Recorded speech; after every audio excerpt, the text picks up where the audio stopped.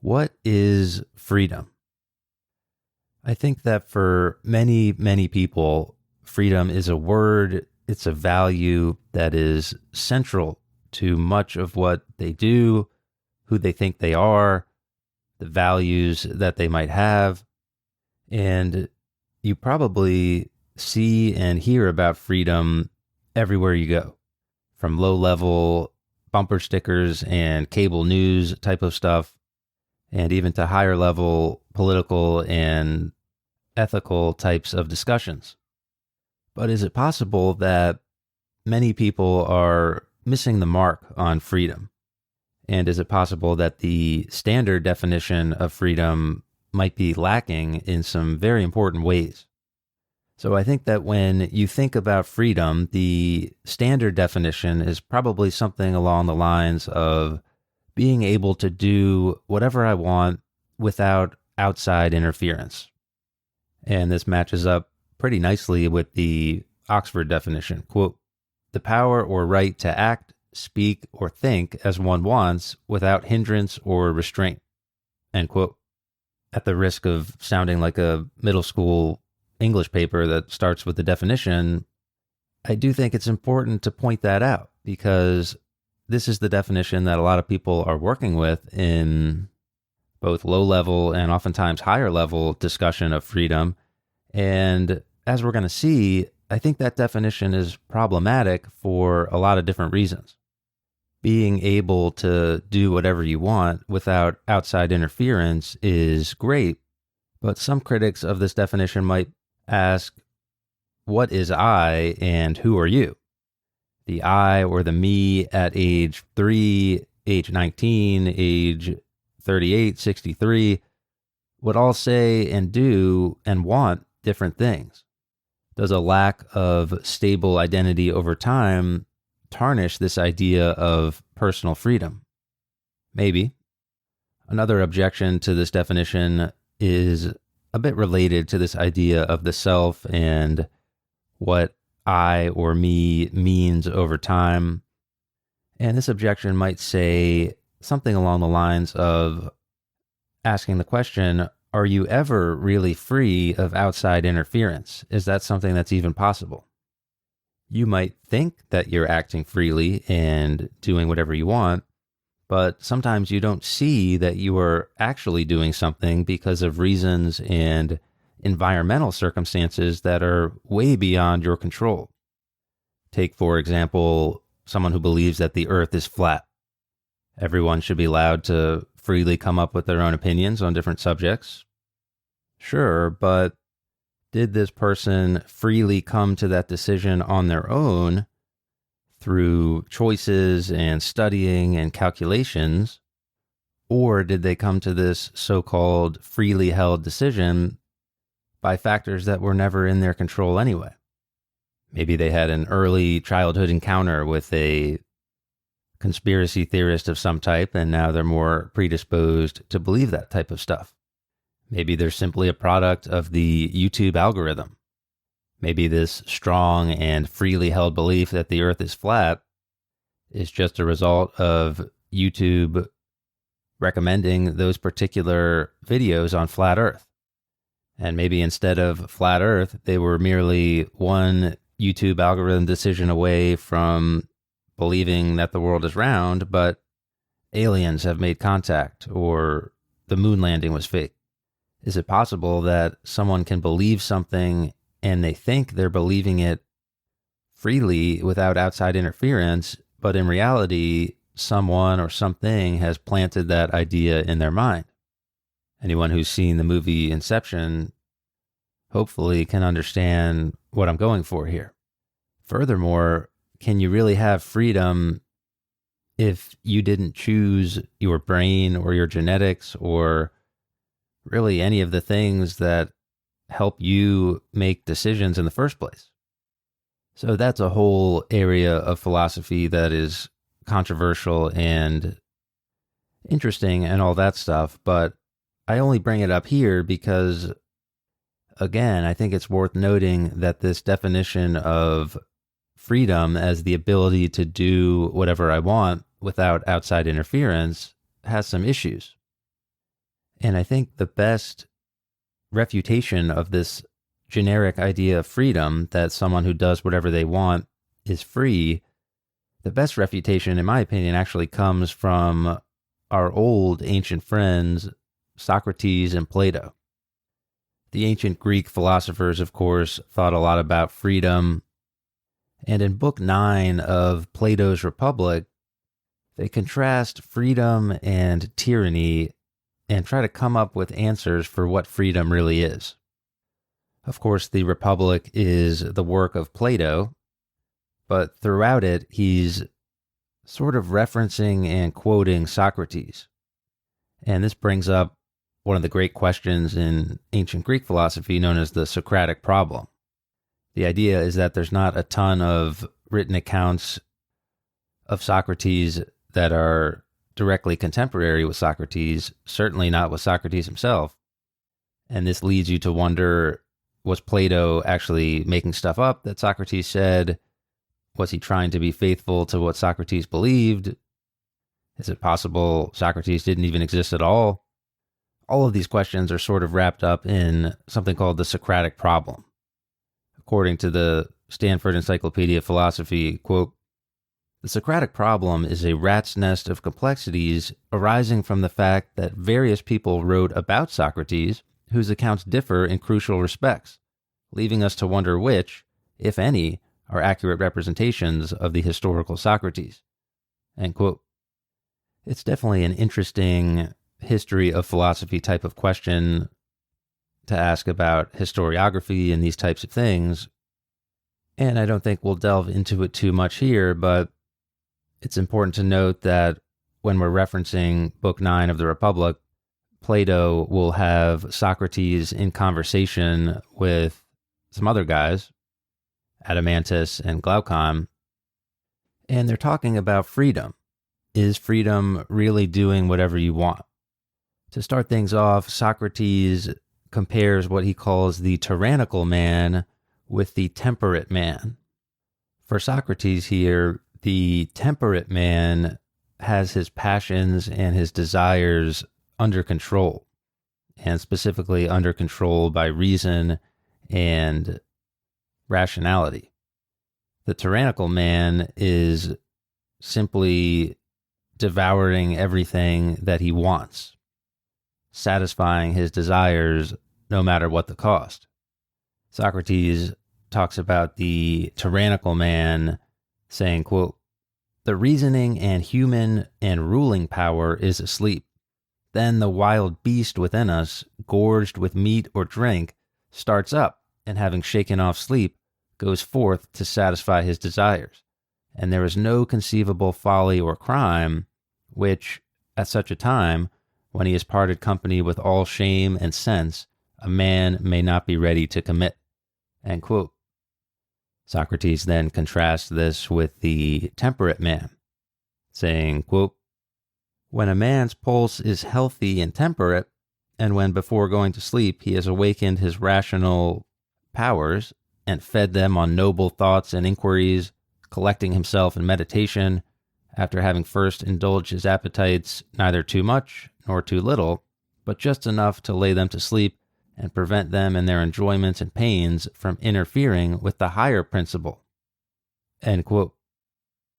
It seems that the temperate man has his passions and desires controlled by reason, and this control potentially comes from this idea of higher principles, acting not just because you're free to do whatever you want, but acting because of a higher goal, a more noble principle.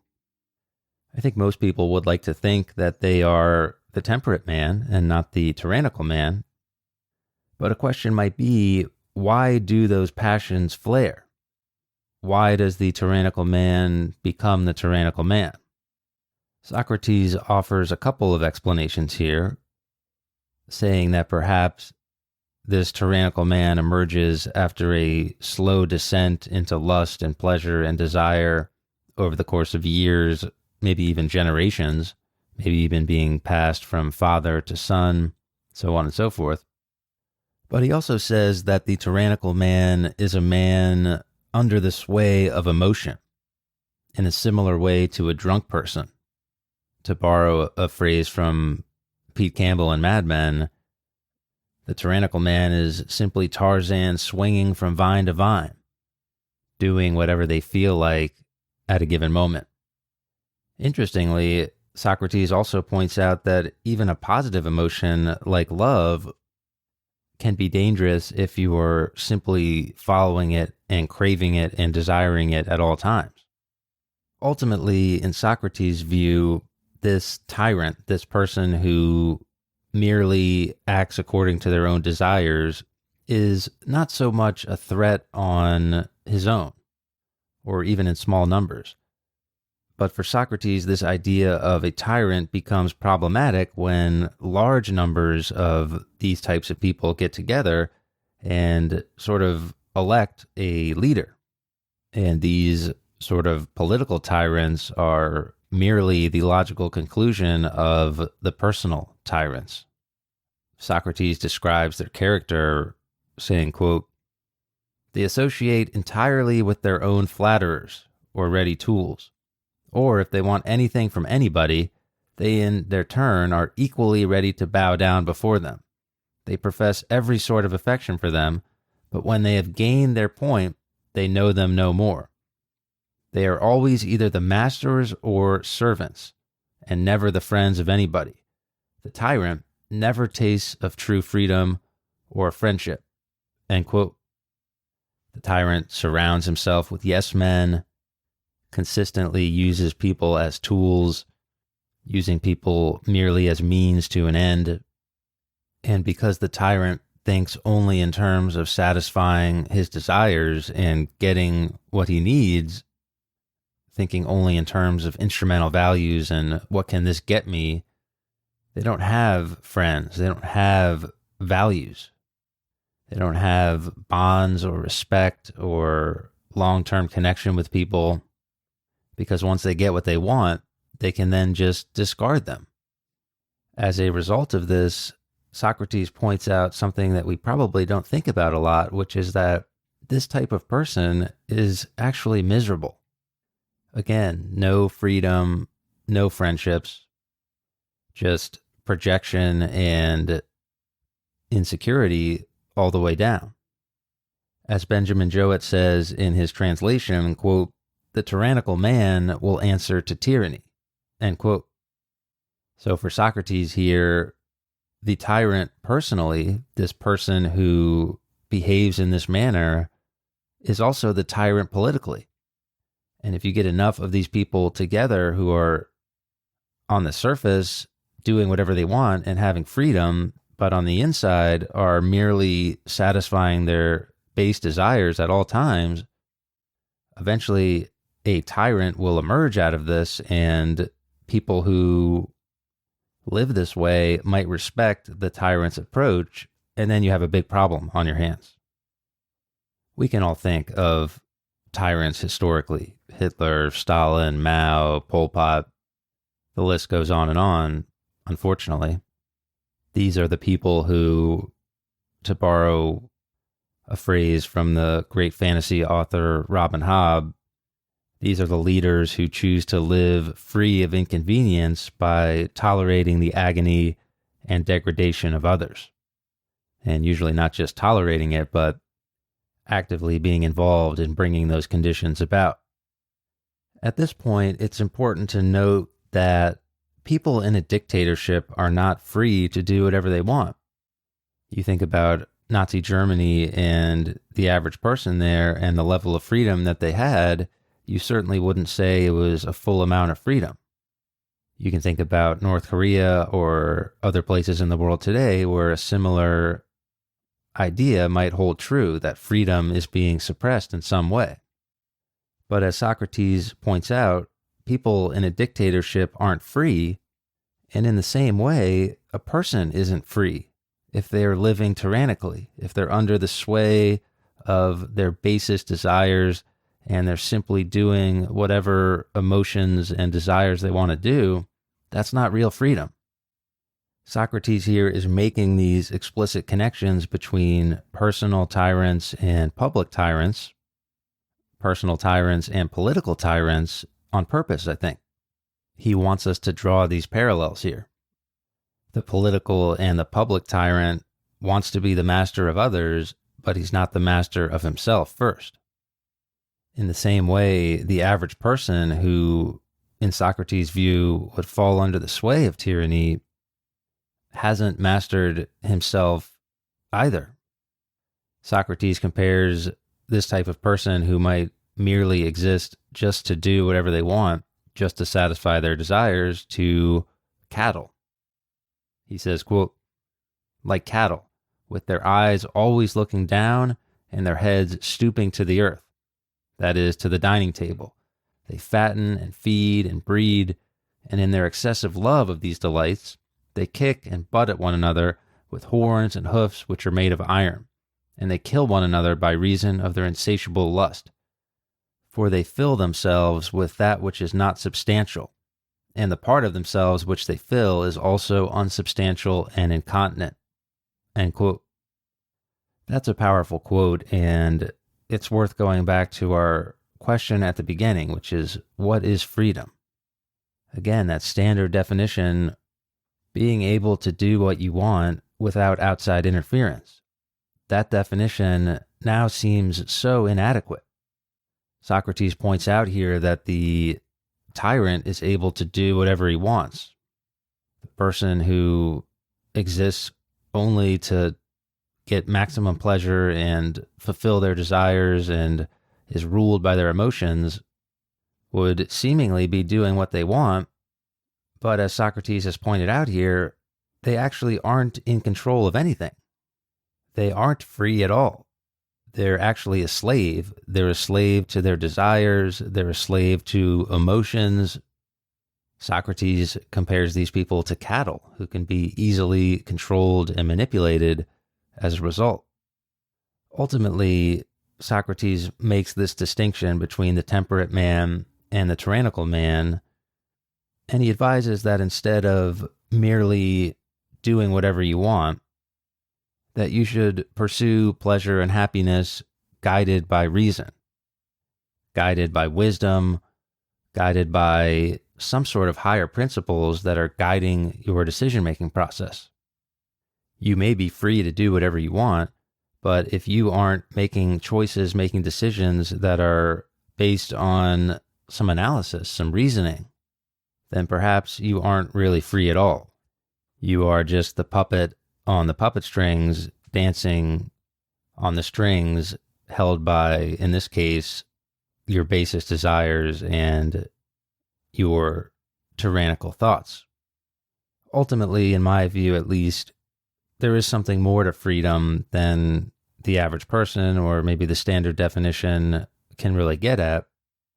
And I think in general, this emphasis on reason and rationality and higher principles is important. And it might change our understanding of what freedom really means. All that being said, I do think there is a bit of a cautionary note to mention here that always abiding by quote unquote reason can be dangerous in its own way. Being insensitive and callous to the pain of others in the name of logic and reason has certainly happened before, and we all know that many people have done terrible things in the name of just reason. So ultimately, that's just one piece of the puzzle, and on its own, it's not enough.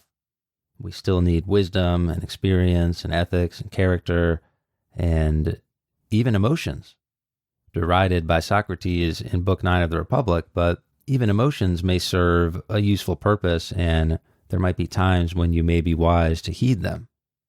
But at any rate, I do think it's important to consider all of this in our definition of freedom, what it might mean for us personally, and it might be worth asking, am I free?